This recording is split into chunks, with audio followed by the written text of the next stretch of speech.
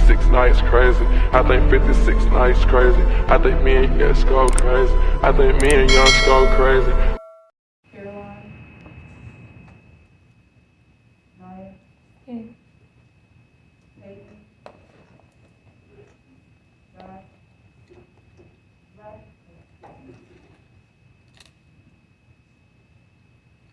Roy.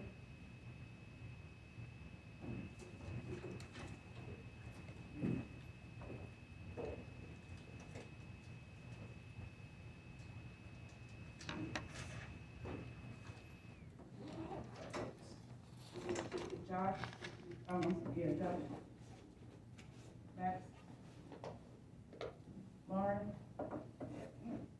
Tatiana. Colin. Ashley. Sarah. Rebecca. Stacy. All right. Okay, so generally, we are going to do a lecture today, our first one, just to kind of introduce you to some stuff.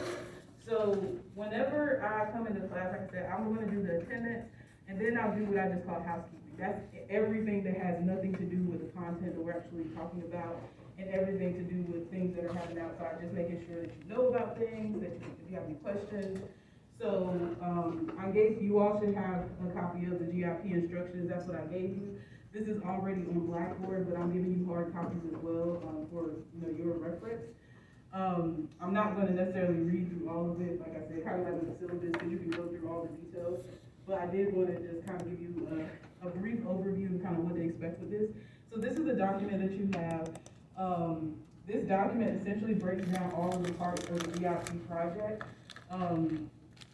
And I'm not going to go into detail with all of them just because as they come up, it just makes more sense for me to talk about it that way as opposed to everything right now. Your first actual GIP assignment will not occur until you get to chapter 3. So we actually have quite a bit of time before you need to really be worried about turning anything in. The only thing you really need to be worried about right now is actually selecting your country. And so this is a GIP folder, which I'm assuming that we've at least seen it. All of the due dates for everything are in here. A majority of these assignments are located within the folder. I think the only two that aren't in this folder are the discussion board for the social norms, which will end up being an in-class assignment for us, and the GIP deviance discussion board. Those are the only ones not within this folder, but they're in the folder for which they are due. Does that make sense? So this is just a list of all of the assignments that are pretty much due. And the only one you really need to be concerned about right now is selecting your GIP country. This should be in the start here section here. It'll be in the, I'm pretty sure it's start here section. And the only thing you need to do, and it looks like quite a few of you have already done this, is go into this document and select the country you are interested in focusing your research on for this semester. I'm pretty sure this is due at the end of the Start Here unit, which would be the 17th of March. So when the 17th comes, really the 18th, which is Monday, because that's when I'll be back in the office. But when the 18th comes, what's going to happen is this document is editable right now, but I'm going to lock it on Monday, so you can't edit it anymore. And anybody whose name is not in here, I'm going to put your name in here to a random country. I don't even make this, like, it's literally, I just drop people into the empty spaces. So if you want to choose your own country, please do so before, I would say Monday morning. Because when I come in and get to my office, that's when I'm actually going to lock it. If for some reason you were just dead set on a country that is not on this list and you were just super passionate about it, you can email me to ask me about doing that country, because clearly this is not a full list of all the countries that are available. Some have been left out just because we can't put everything in there, but some have been purposely left out because they're not really eligible for this type of project. But if you do have a country that you're interested in, just send me an email. I have only had to deny a country one time, and it was only because it was the United Kingdom. I think that's the only one I ever denied, and that's because it's too similar to the United States for there to be a real comparison going on there. But for the most part, I haven't had too many countries that I have not approved for people. And if I don't approve it, I will tell you why I didn't. So Any questions about this so far? Okay. Do you have any questions about the global issues project that's in it? Do you have any questions about anything you've seen on Blackboard, in the syllabus, anything that we discussed in our last class? Nothing? Okay, that's fine, no questions. All right.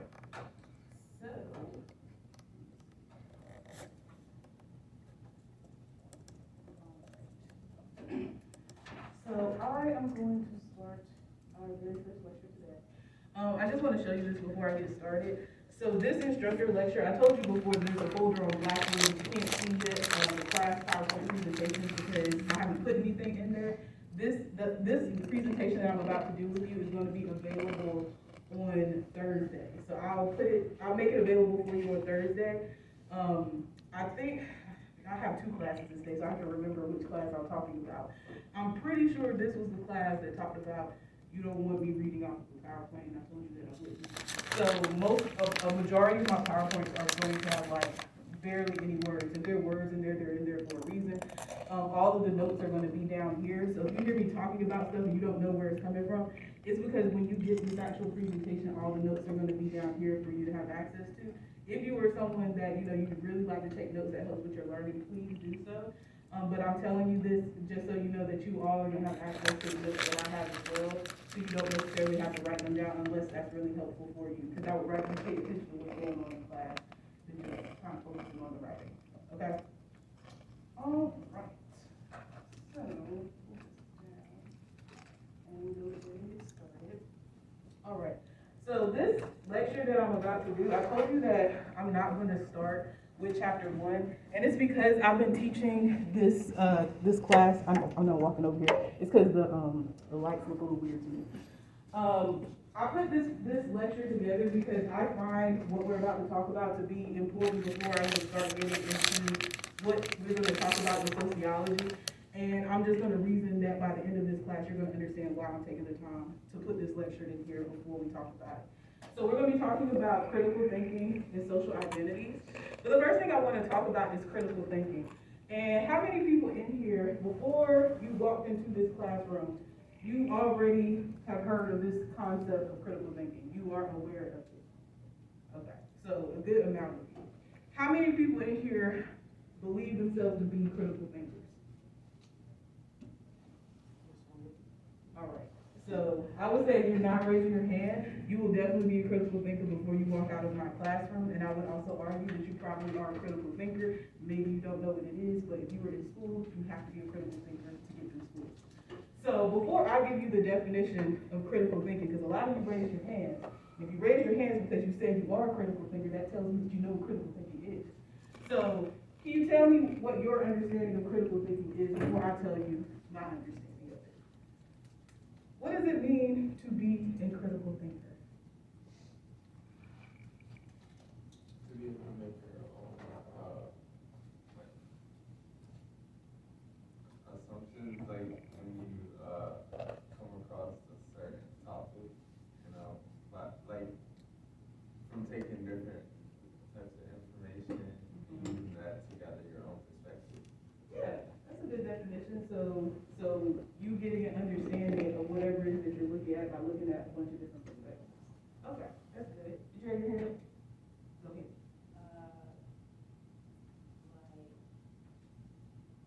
knowing what the problem is and finding like the best solution to the problem. Mm-hmm. So finding some sort of problem and then using some kind of skill set to find whatever the best solution is to that problem. Anyone else before I tell you? Okay. And tell me your name as you're talking, please. I'm Caroline. Sure. Not believing everything that you read and like being skeptical. That's a good one. So not believing everything you read, being skeptical. Naiya? Yeah. All right, okay, go ahead. Like when you're trying to figure something out, but you don't know what it is, and you're trying to like do it like step by step, Mm-hmm. but you still trying to know what it is, but you don't. Mm-hmm. So you like have to Google it or whatever, ask another person. Like you have to ask another person for help Mm-hmm. about that situation. So what I hear you saying is that sometimes we have gaps in our knowledge, and we have to go to other people to find out what it is we don't know about what it is we're asking about, right? Okay. So I'm not sure if you all know this, but there's actually a foundation for critical thinking. So this is their definition for critical thinking. It is a mode of thinking in which the thinker improves the quality of their thinking by skillfully analyzing, assessing, and reconstructing. I feel like all of you essentially gave different versions of what this is actually saying, because essentially the way that I would describe critical thinking in like just layman's terms is thinking about your thinking to make your thinking better. Does that make sense? And so this is why I say that if you are a student, you have to be a critical thinker, because part of learning is you are getting new information to make your thinking better. So in order to be a good learner, you have to be a critical thinker, because you don't know everything. So as you're getting new information, that's impacting the ways that you're actually thinking about things. Because think about it, when you were in kindergarten, you didn't know how to act, you didn't know words, you didn't know how reading comprehension. So each step of the way, you get a little bit more information to kind of influence the way that you're thinking about things, right? So when we're talking about critical thinking, there are a few characteristics that people who are critical thinkers generally have. The first one is that people who are critical thinkers tend to be open-minded. And what does it mean when we say that someone is open-minded? If someone is open-minded, what does that mean? That they are willing to hear new ideas or new perspectives and information. Mm-hmm. You remember when we had the conversation in our last class about bias, and I asked you all, about bias? This is that conversation about bias. So everybody has bias. And when you hear this term bias, do you think of it in a positive way or a negative way? How many people would think of bias, when they hear the term bias, they're related to a positive sort of connotation? How many people associate bias with something negative? Yeah, I would say a lot of people associate bias with being negative. But what I would say is bias itself isn't necessarily negative. That's when I had a conversation about what I choose to teach you about. That's the source of bias. And that's not necessarily negative. The things that I just choose to teach you about are the things that I find to be important because that's my bias. And so when we're talking about being open-minded, part of being open-minded is recognizing what your biases are. Because if you know what your biases are, then when you start getting new information or you start engaging in this learning process, this critical thinking process, you know where your gaps in your knowledge are. There's no way that we can know everything. There's no way we can know every single perspective.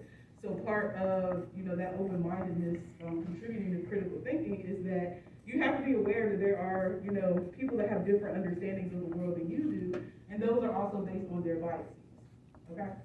The second one is gathering and assessing relevant information, but I'll actually change relevant to say credible information, because I think that's what you were really at, Caroline.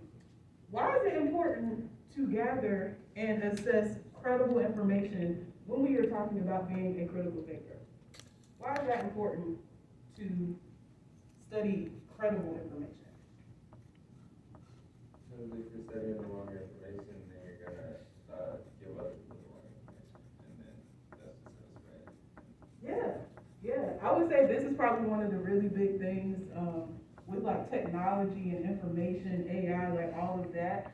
We have so much access to information at this point in our life that you can literally find anything to support anything that you believe in. That does not mean that it is credible. And so because we have to be aware of the information that we receive, you do have to consider what the sources are. You do have to consider, is there a objective behind why they are creating this? That's what it means when you're talking about gathering and assessing relevant information, because, I could come in this class and generally I can tell you anything. And so if you're not reading the textbook, if you're not, corroborating what I'm saying, if I come in here and say something that does not match with the textbook, then you know that there's an issue with what I'm saying, right? Because that tells you that there's something off with the information. So this is why it becomes important, yes, we can get access to information, but is that information relevant to what we're talking about, and is it credible to what we're actually talking about? Raising vital questions. So I like to say that there's no such thing as a bad question, but there can be uninformed questions. Sometimes you have to ask questions to get to the next question, because sometimes just asking a question introduces another question to be asked. This is the class to ask questions in. If you don't understand something, because that's what understanding is, that you're not gonna understand everything that we're talking about, this is the place to ask those questions, because I can almost guarantee there's pretty much nothing you can ask me that I probably haven't heard before, because I've heard some really wild things. Not even necessarily in classrooms, but just in life, because of the things that I teach. So if you have a question, this is a place to ask it in like a safe space and get like a real answer for it.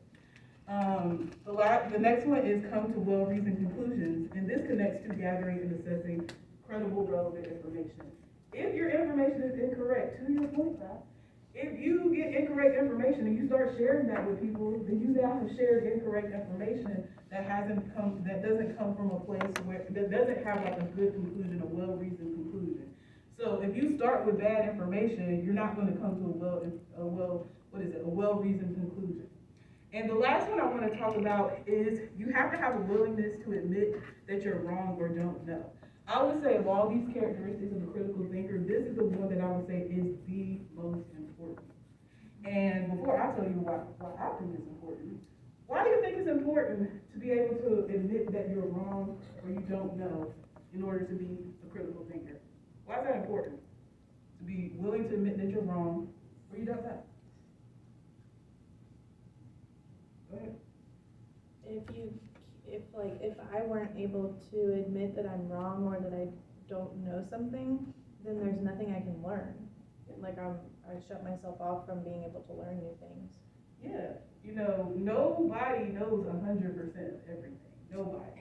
And so this connects back to that open-mindedness, is recognizing what the gaps are in your knowledge. Because when you recognize that you have gaps in your knowledge, then you know that you can be wrong about stuff. You know that you don't know stuff because a gap is literally something that you actually don't know. And you kind of hit the nail on the head. If you think that you know everything, nobody can teach you anything.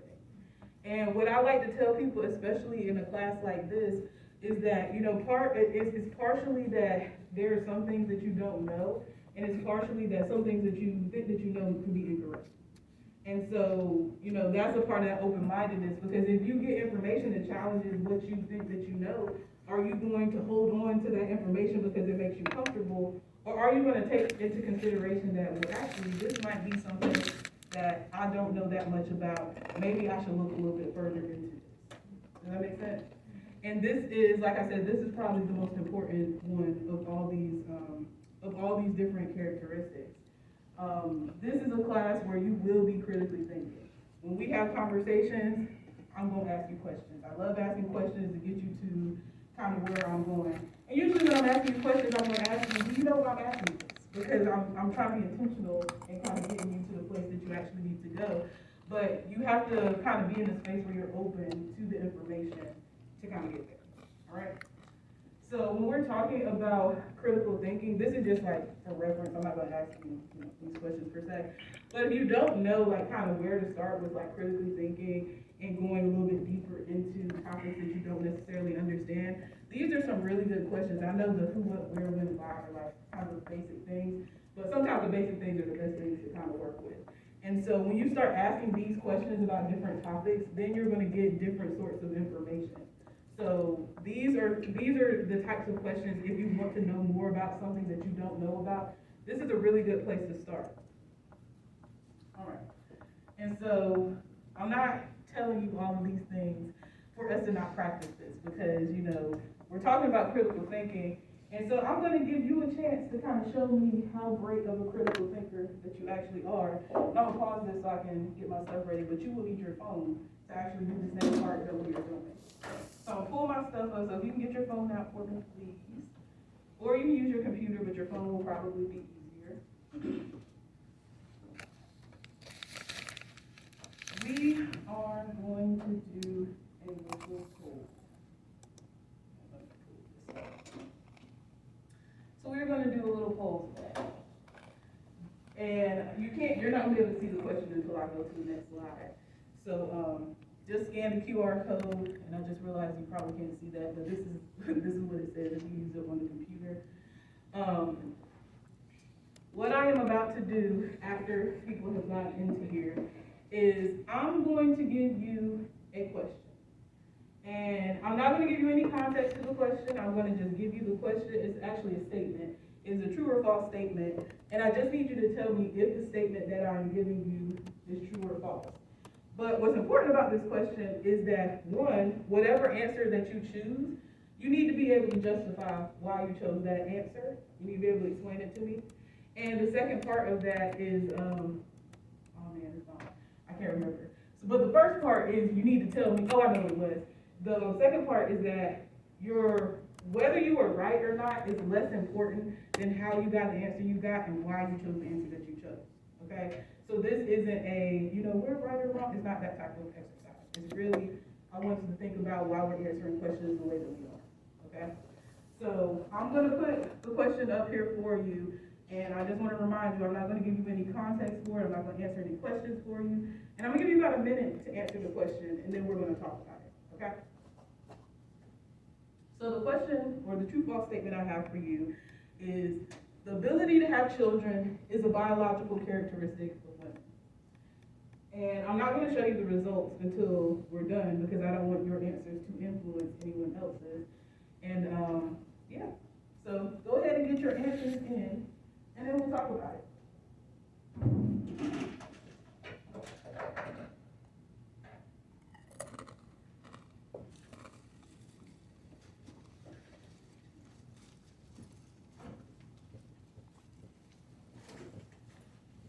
We're just going to quick poll right here.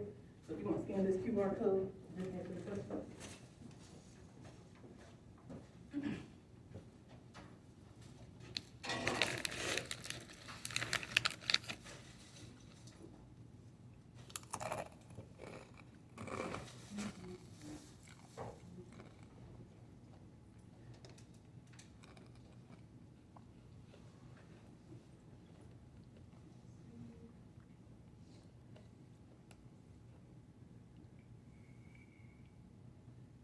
And after we've had our conversation and we're done with this, I've been doing this exercise with my students like literally since I've started teaching, and I've been keeping track of the answers for my classes.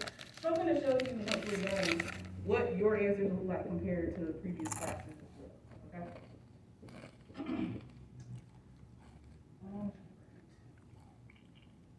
Has everyone who wants to answer this question answered?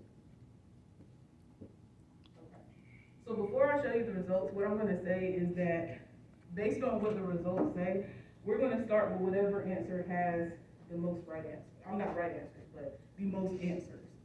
Does that make sense? So whatever one has the most, that's what we're gonna talk about first. All right, so we have 72%, about 73% saying that this is true, about 27% saying that this is false. So let's talk to truths first, because truths got the most answers. Why, someone who said that this was true, can you tell me why this is true? Give me one reason why you said that this statement was true, Naiya. It's because when us women are pregnant, there's a time at birth, like we struggle and we have to work hard to prepare this child. So if we don't prepare the child, what else we're supposed to do? Do we give it up for adoption, or buy like clothes or food and stuff for the child that needs what the child needs? So it sounds like what we're saying is that women are the ones that can have the babies, right? And that women are the ones that are responsible. Any other reason why this is true outside of what was just said? You hear that? Go ahead, Stacey. So I feel like having children as a woman is first off a choice, and then second thing, I feel like biologically we naturally have kids.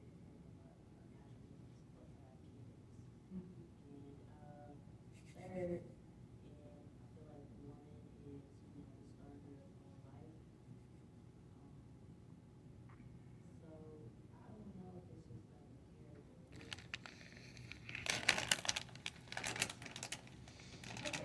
Does anyone else want to add to this before?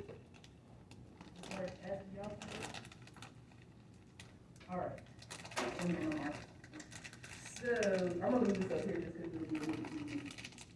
So, in order to answer this question, there are two things that you need to know to be able to answer this question. What's something that you need to know to be able to answer this particular question about whether this is true or false? What do you need to know? Tell me one thing. The definition of woman. You need to know what is a woman. And what else? That's one thing you need to know. So, how children are made, you do need to know that. But I'm assuming that we already had that understanding before, I put this question up here. So, and I'm specifically talking about in this statement. In this statement, what else do you need to know besides what is a woman? What else is up here that you need to know what it means? What is a child? So we also know what a child is, but that is a good answer. Biologically? Yes, I'm asking specifically about this statement. So y'all aren't giving me wrong answers, but it's more of what does the statement say? So it's asking you what is a biological characteristic, right? Characteristic. So what we should kind of understand just by the fact that I asked you that question is that there's a difference between being a woman and biological characteristic must mean something different. Does that make sense? Because if they were the same thing, I would have said there are two things that you need to know for this, okay? So I'll start right here, biological characteristic. Biological characteristic, this is actually a definition of a term that I'm sure that a lot of us know.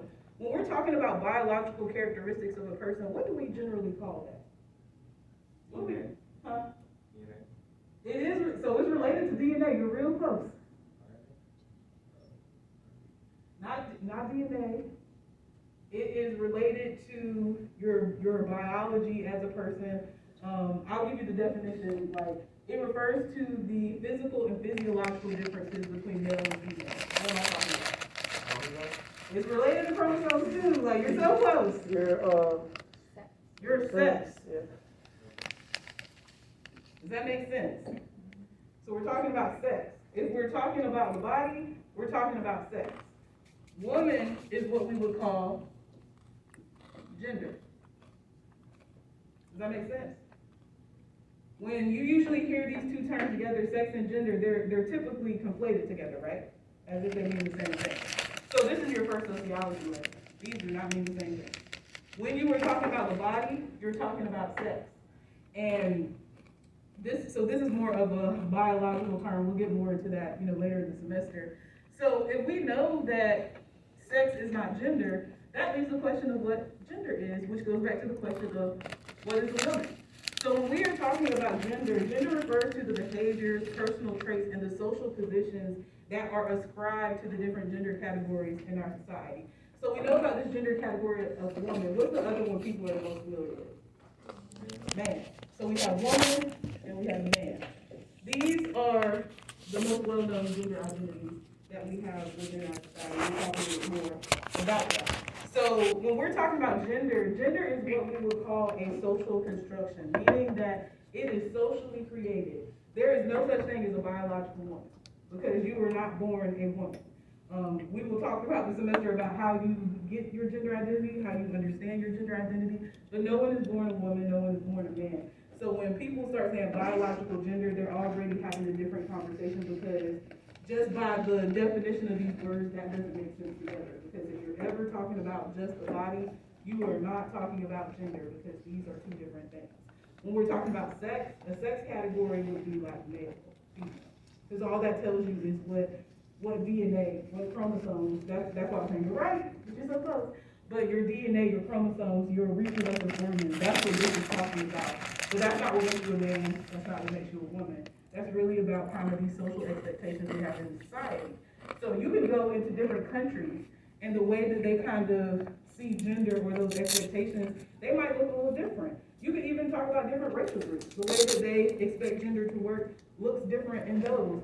So this is something that is constructed by people. Gender is not a naturally occurring thing. Sex is not a naturally occurring thing. These are things that we have decided within society that these are the combinations of things that we're going to say are quote unquote normal. You're going to see me say this very often, normal. What we consider normal is very, very subjective because it's based on, well, it doesn't matter what it's based on right now. We'll talk about that later.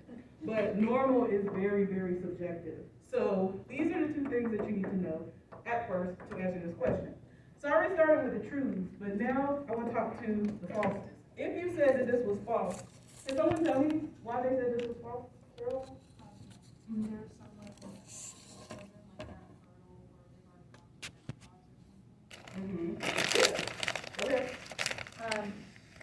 I said false because, well, women is a gender, and that there are women, trans women, etc., who do not have the biological ability to bear children in that capacity with a uterus. And then also that there are people like myself who have a uterus, but I wouldn't characterize myself as a woman, so I can have kids, but I don't fall into the gender category of woman. Yeah, and that's a really great segue into the next part. So I'll go ahead and show you what is the answer to this question before I show y'all. Just based on this conversation, what do you think the answer to this question is? Rest of y'all, what do you think the answer to this question is before I show you the correct answer? False. This is a false question. I mean, I can show you the answer, but it is what it is. All right.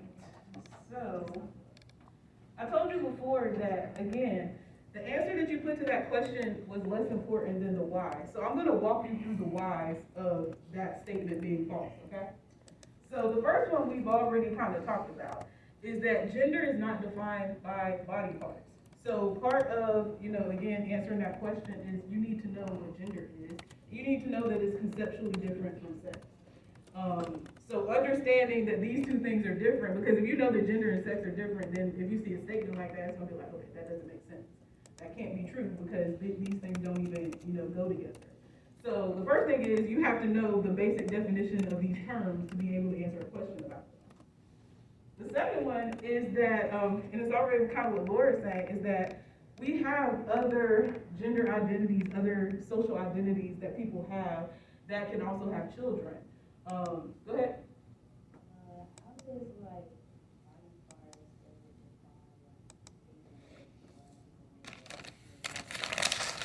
So again, you're talking about sex. So when we're talking about sex category, that only tells people what your chromosome, hormone, reproductive organs, what the mixture of what we said that, if you have a uterus, you're a female. If you have XY, you're a female.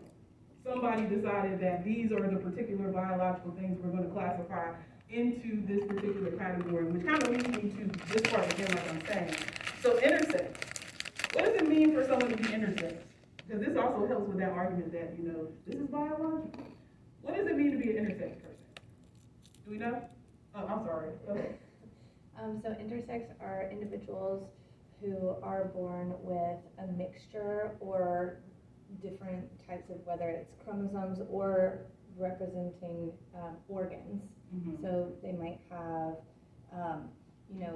testes, but also a vagina, for example. Yeah, so it can be any sort of combination of these reproductive characteristics that don't align with what we consider male or female. And, not to get too far into the biology, but even when you go into the biology of it, you can be hormonally a female and chromosomally a male. So even when we start getting into like the biology, it's not really a straight cut as we really think that it is, but this is not a biology class, so I can't go, too far into that. So we know that there are intersex people, so intersex people can have children, and intersex does not mean that you're a woman. Does that make sense? But even outside of that, we also have people that exist outside of what we call the gender binary. Gender binary being the idea that there are only men and women that exist. Is anyone familiar with the gender identity outside of man or woman? You say yes? Yeah. Tell me one.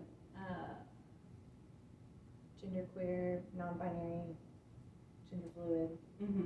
Yeah, we're going to talk about quite a few different, gender identities. But there are more gender identities out there outside of just man and woman. And even outside of that, men can have children. Trans men are able to have children because when you understand that your gender is not based on your sex, it helps you understand that your biological makeup does not determine what your gender is, which means that there are men that actually do have children. So when we start having, kind of those sort of conversations, we'll talk about that a little bit more. But that also negates the idea that women are the only ones that have the ability to have children. Does that make sense? So we know that there are all these other gender identities. We also, how many people in here, before I put my next point at the bottom, how many people in here are familiar with the gender identity two-spirit? Okay, so a couple of people. So the gender binary is also what I would call a colonial myth. And before I tell you what a colonial myth means, I want to talk about colonization. So two-spirit is an example of an indigenous gender identity. Why am I talking about colonization, and what does that have to do with indigenous people in the United States? Why am I talking about colonization? What does that have to do with indigenous people in the U.S.? And what does it mean when we say that the United States was colonized? What happened to the indigenous people? They were killed. They were killed. And the ones that weren't killed, what happened to them? They were assimilated. And what does it mean to assimilate? To force you into a culture that is not your own, to kind of like comply with social norms. Mm-hmm. And who colonized the United States? It was white people, but specifically, what group of white people? Where were they from? British. We're speaking English today in the United States because we were colonized by England. Does that make sense? So we understand that, colonization, so if you're not familiar, colonization just means that we have people from another country that come into another country and they dominate it socially, politically, culturally. Historically, this has been done through violence, which is why, if you're not familiar, the United States was founded on the genocide of indigenous people and the enslavement of African people. And so when you found a country like that, then there's no way that founding does not show up in the way that the society works. Because how many people are familiar with the indigenous tribes that were here before North Carolina was North Carolina? Probably not many. That's a part of assimilation. That's a part of colonialism, is that you're not learning anything about the indigenous people that were actually here. How many European people from history are you aware of? Quite a few, right? Quite a few European people, but you don't really know anything about the indigenous people that were here on this land, right? That's a part of colonialism. And so in that assimilating into English culture, which is why we're speaking English today, part of what gets erased is people's culture. And part of their culture is how they do. Does that make sense? So our understanding of gender today is based on the people who colonized the United States. It's connected to religion, it's connected to a lot of different things. But when I call this a colonial myth, what that means is that the idea that there are only men and women, that comes from the people that colonized this land. So we are literally going along with the things that the people who conquered this land have been taught. That doesn't necessarily mean that it's correct, because if the gender binary, men and women, were the only people that existed, we wouldn't know that there are two-spirit people that existed before the United States did, right? Because if they were here before the United States were, then there's no way that men and women can be the only people that exist, because we have records that people existed before that. And I'm just talking about the United States, but throughout this class, we're going to talk about other cultures that also have gender expansiveness in them. And what you're going to find is a lot of the erasure of indigenous people requires you to erase their language. It requires you to erase their food. It requires you to erase everything essentially relating to their culture, to kind of get people to buy into what we would know as the social order of society. Social order meaning that the idea that the gender binary is a real thing and that there's nobody that exists outside of that. How many people in here, before you took this class, have you had a class where you had a comprehensive conversation like this about gender? So you went through K through 12, not knowing the definition of these terms. Maybe you heard about sex and biology. That would probably be the only one. Was that what you were going to say? Go ahead. Well, I've had conversations too, but like my friends always tell me like, Yeah, and that's pretty much expectation. Like, part of, I remember you all, oh, I'm sorry, go ahead. But like, then when I got older, you know, probably like around 19 and something like that, then I started learning about, you know, other gender groups. Yeah, and that's actually pretty normal because up until I left my hometown of 400 in eastern North Carolina, I knew nothing outside of what was visible to me in the little town that I actually grew up. And it wasn't until I came to college that I actually started learning about all of this other stuff. So part of like sociology, what I said before, I think you all said you wanted to like learn about how people interact and human interactions. So I can't predict people's behaviors per se, but I can give a very strong indication of why people are thinking the things that they think and kind of get there, because if you know how a system works, then you know what it's going to produce. And because I know how systems work, I know the schools that you're going to. I know the things that they're teaching you in there. So I already know the type of answers that I'm going to get about certain things because these things are pretty intentional. So if you don't have access to this information, then you can't really answer this question. And the reason why I do this exercise every semester, is because one, it's a really good way to introduce you into the type of things that we're going to be talking about into this classroom. It's really great to, you know, get your critical thinking, but it also kind of exposes how, you know, some people, their lived experience is knowledge. Like, yes, academic knowledge is important, but sometimes your lived experience is a part of your knowledge. So I told you before, I've been doing this exercise for a while, and I want to show you, so we're going to look at what y'all had again, and then I'm going to show you other classes. So this is what you all had. So about 75% of the class, true, 25% false. So I'm going to show you 3 previous classes, just so you can see how other students have answered, okay? So this is actually the class that I had today, this morning. These were their answers. This was a class I had a year ago. This was a class I had 3 years ago. And, you know, I can show you all of my classes, and this is what it looks like every single time. Because, again, if you understand what people are learning in school, you understand why they're saying the things they're saying. That's why I said what you answered isn't as important as why you answered what you answered.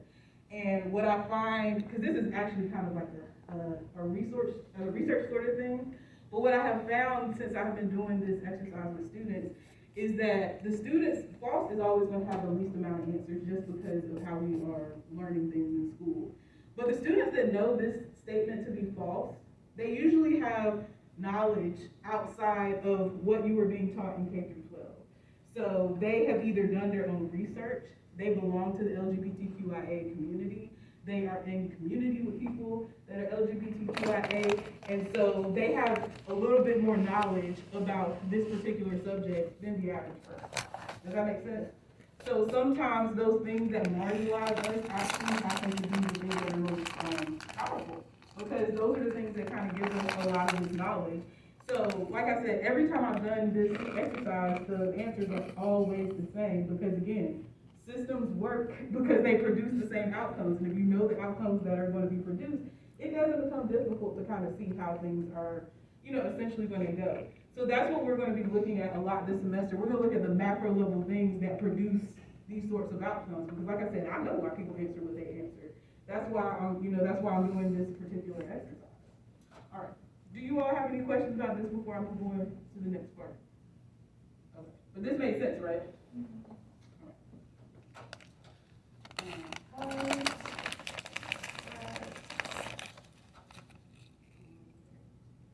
And all this, I would also say, all this stuff I have up here, all of my lectures connect to each other. So all the stuff you see up here is going to show up again later in the semester. So we're just being introduced to them. So the next thing I want to talk about are social identities.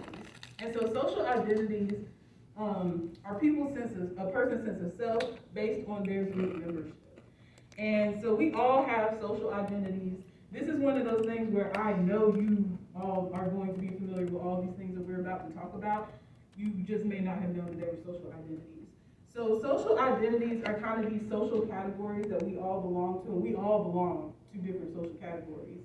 And with these different social categories, which I'm going to have you all help me list, all of these social categories have hierarchies, which we're also going to talk about. So before I pull up my little list to kind of go deeper into them, I want you all to help me kind of build out this list. And I'll give you the first social identity that we've already talked about, and then we'll build out the rest, okay? So the first one is gender.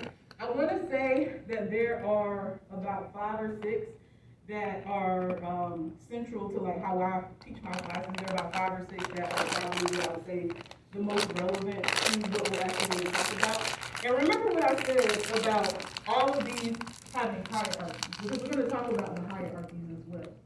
So if I'm telling you that gender is a category, and all of these categories are going to have an impact on the way that you navigate society, that's the hint that I will give you. So if I tell you that, and like I said, there's about 6 of them that are super important. So if I give you gender, what do you think another one might be? Give me one. Like the color of their skin, and are they Yeah, so their race. yeah, like African American, like that. So race Yeah. is another really big one. What's another one? What might be another one? So we have gender, we have race. What are some other social categories? Some people might call them demographics. What are some other social categories? Give me one. Like socioeconomic standing. Yeah, so your socio. Ooh, let me see if I see it.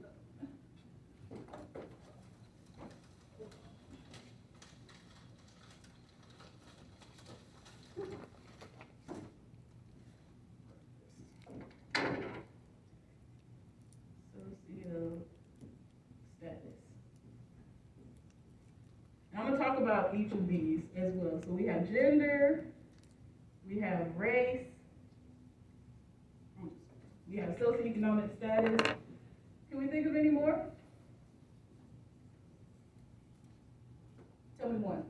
The language that they speak. So I'm gonna throw that up there as nationality.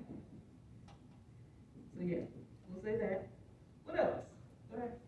If someone has a disability or not. Yes, ability. That's usually the one I have to add for people. So with ability, there's, I want to say like 2 other really big ones. And go ahead and tell me what you think. Would it be the generation that someone was born in? So I'm going to say yes, but I'm going to table that one because it's going to show up later, but you are not incorrect. And it is one that we're going to talk about next week, actually. Religion? Yes. Spirituality? Your religion. And there's one more, and I'll give you a hint, I don't want to say it's related to gender, but people put them together. Sexuality? Yes. Yes. Just got to say that. Y'all smart, man. Y'all smart. So we're familiar with all of these though, right? These are not new things. So these are all things that kind of impact the ways that we kind of show up within society. And so I'll pull all of these up for us. And I'll tell you what each of these mean. And then once we're done, we're going to go through these and I'm going to ask you some more stuff that I already know that you know the answer to. So I already told you that gender is talking about the behaviors, personal traits, and social positions that society ascribes to whatever the understood gender categories are within that society. So in our society, it will be woman, which just means you are human female. Man means human male. And so that's the gender binary. When we are talking about sexuality, what are we talking about? This is a social category. So if it's a category, we're categorizing people by something. What are we categorizing people by with sexuality? Who you're attracted to? Yeah, we're talking about who they're attracted to, or on the flip side, who they're not attracted to, because that's also a part of sexuality as well. When we're talking about race, what are we talking about? Generally. They coat. Yeah, we're talking about skin color. We're going to find out it's so much more than skin color throughout this class. But race is kind of based on these, these physiological characteristics. It is not biological, but it is based on the way that people present. And a lot of times people, the first thing they say is skin color, but it's also about your hair texture. It's also about your facial features. It's generally skin color, but it also depends on the society that you're in. But again, we'll talk about that more. Socioeconomic status actually has a few components to it.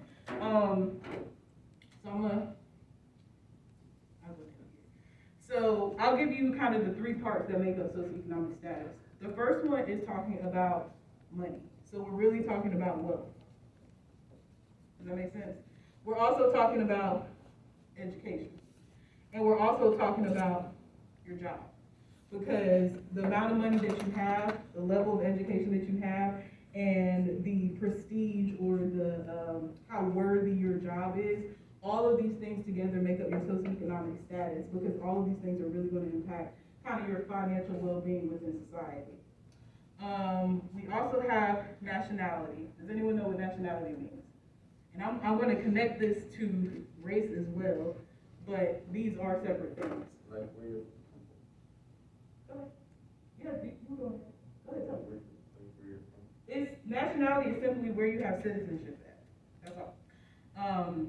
We'll talk about those a little bit more. Ability. What are we talking about? Ability. I know someone had me put this up here. But when we're talking about ability and we're categorizing people, what does this mean?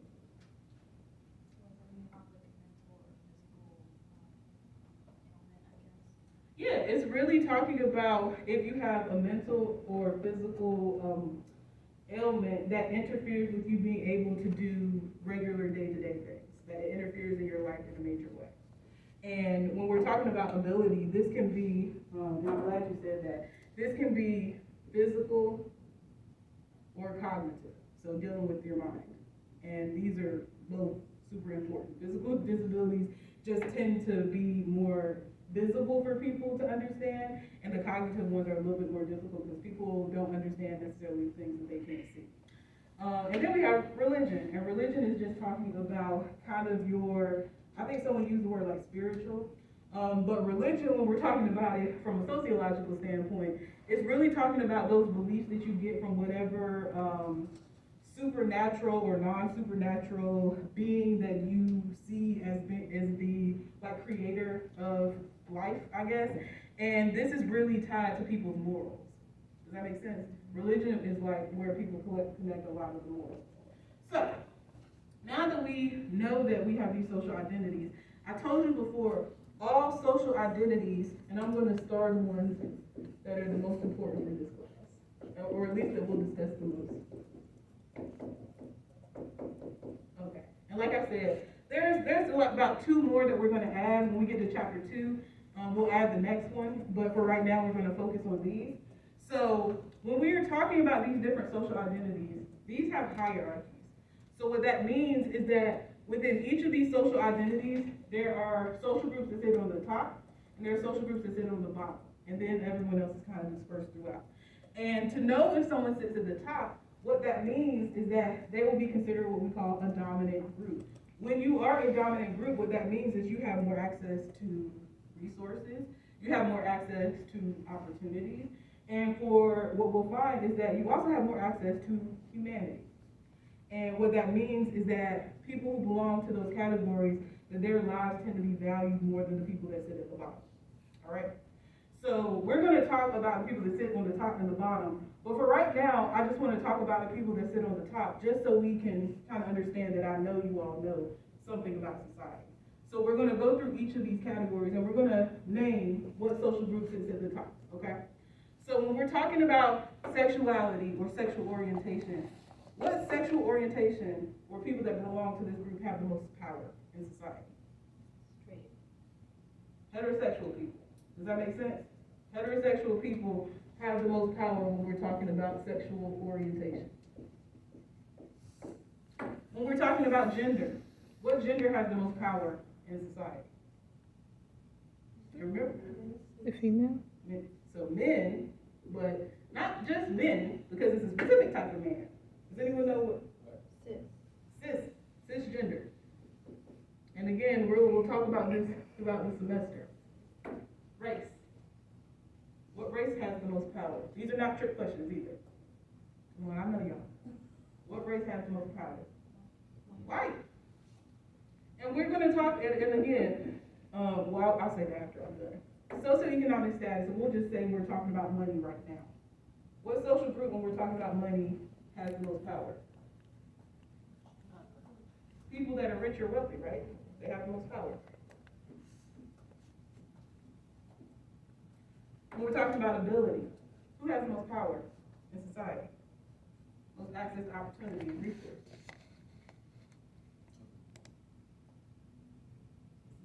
It's a freebie, y'all. Think about what this means and who has power.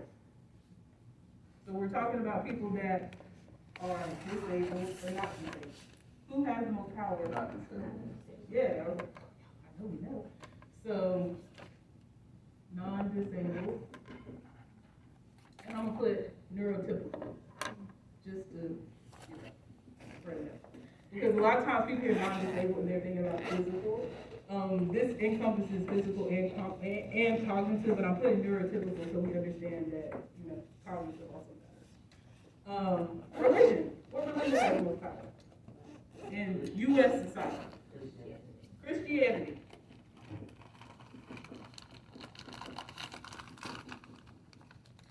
So, I didn't even have to tell you all the answers to these questions. Clearly, you all know something about society. So, all of these dominant identities, what I usually like to tell people is that none of these are a personal attack on anyone because we all fall into different parts of these categories. But in order to understand society, we have to also talk about how society is structured and where people sit in that structure of society. So we'll talk about the systems that put these people at the top. And we're also going to have lots of conversations about the people at the bottom. Because when we talk about people at the top, we also have to talk about people at the bottom. So whenever you hear me kind of talking about power, when I'm using the word power, what that means is that you have the ability to essentially have some kind of control over somebody else in society. And I usually kind of preface it or explain it as like the access to resources and opportunities, because that's a really big way to understand if you do or do not have power. And so, kind of like when we were just talking about that critical thinking question, what you are going to find is that the people that sit at the bottom of these hierarchies, and we'll talk about these hierarchies later in the semester, is they tend to have a better understanding of the way that society functions than people that sit at the top. Because part of that critical thinking, that those biases that we were talking about, is that if you have a dominant identity, you can go through life not having to worry about anybody in that identity who is marginalized by that identity. So if you are someone that is a Christian within the United States, you don't have to think about how Muslim people are experienced in society. You don't have to think about how agnostic people, atheists, Jewish people, all of these other religions, you don't have to think about that because the society is essentially set up for Christians. Does that make sense? And pretty much for all of these other groups. Like, you can still have things that are happening to you in society, but it won't be necessarily because you're a Christian if you're living in a society where this is a dominant identity. And of course, when you're in different societies, all societies, Christianity is not the dominant identity. It really just depends on the country that you're in. So in the United States, this is absolutely the dominant identity. So the fact that we all can kind of come up with this list, again, lets us know that you all are clearly aware of how this society functions, right? And what we're going to find as we go throughout this class is that this list is going to come up over and over and over again. And you're going to start seeing patterns over and over and over again. And we're going to talk about why those patterns exist, why these hierarchies exist, because society is essentially created by people. So I wouldn't say we should, but we're here to learn why people created these things and how they are actually working. And one of the first things we have to start with is understanding that all of us have these different social identities.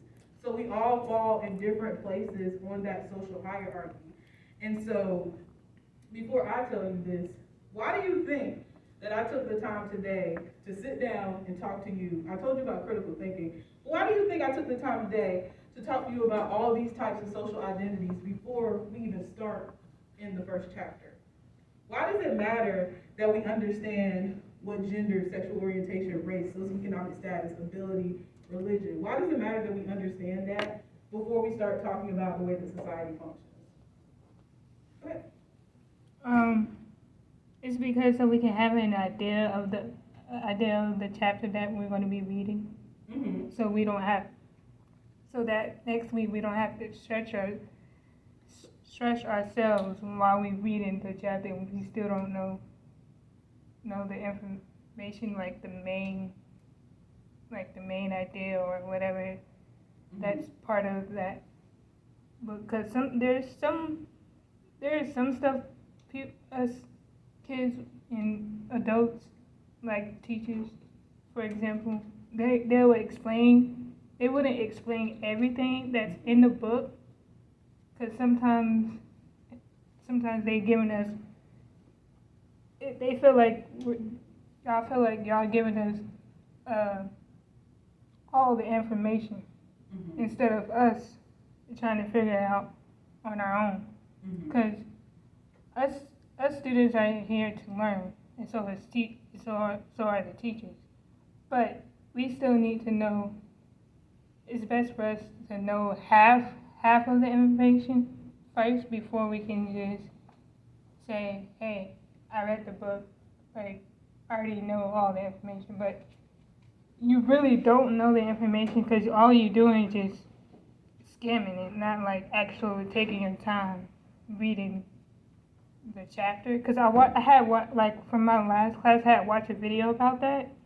It was from TED Talks. They said, don't just skip every chapter and not actually read the main part of the chapter, and actually take notes on the stuff that's probably going to be in class or on a test or on the quiz or whatever. Oh yeah, and so part of this is preparing you for the information that you're going to get. So this is a lot of context.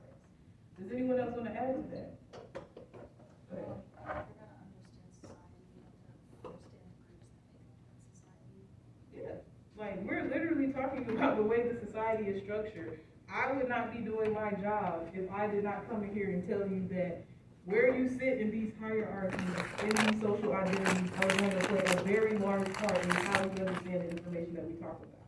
Because when we start talking about racism, everybody isn't going to have the same experience with racism, because we don't all have the same space. We're not all sitting on the same space in the racial hierarchy. We're not all going to have the same gender experiences. We're not going to have the same experiences when we're talking about ability, because we all have different social identities. And so this is why, I had that conversation about respecting people's perspectives, because we come with our experience and our understanding of the world based on all of these things, kind of about ourselves. And we can all have different perspectives, and it doesn't mean that someone else's is wrong. Like, that's not to say that there aren't perspectives that are questionable, but there are, like, you can have multiple things be true at once. And so I take the time to do this because specifically gender, sexual orientation, race, these four right here, we have chapters where we're actually going to delve into those.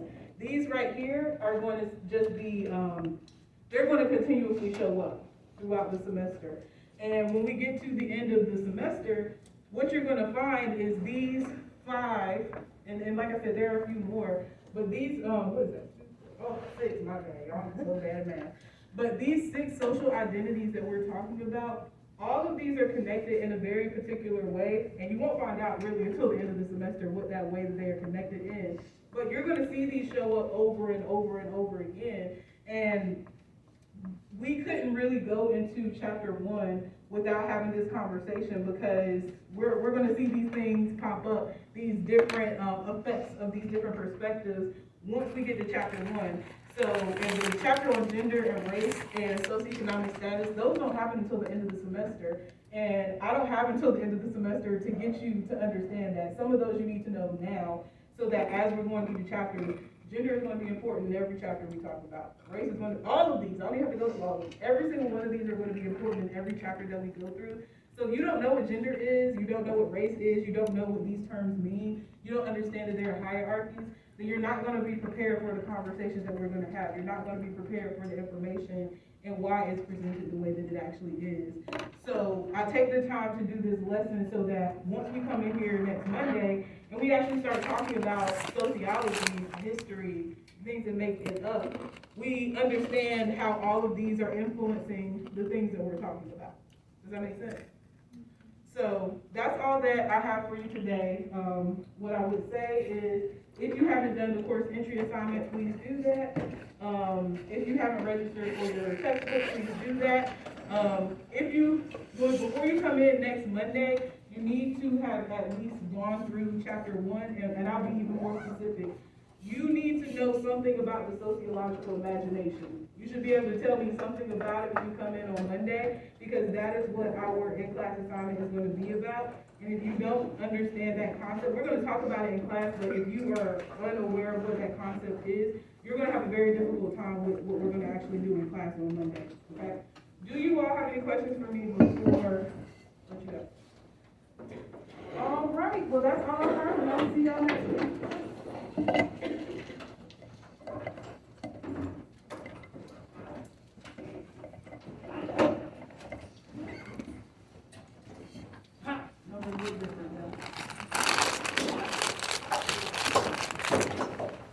I realize I didn't read between the lines, oh. And I ain't blind, had to open up my eyes to see it all.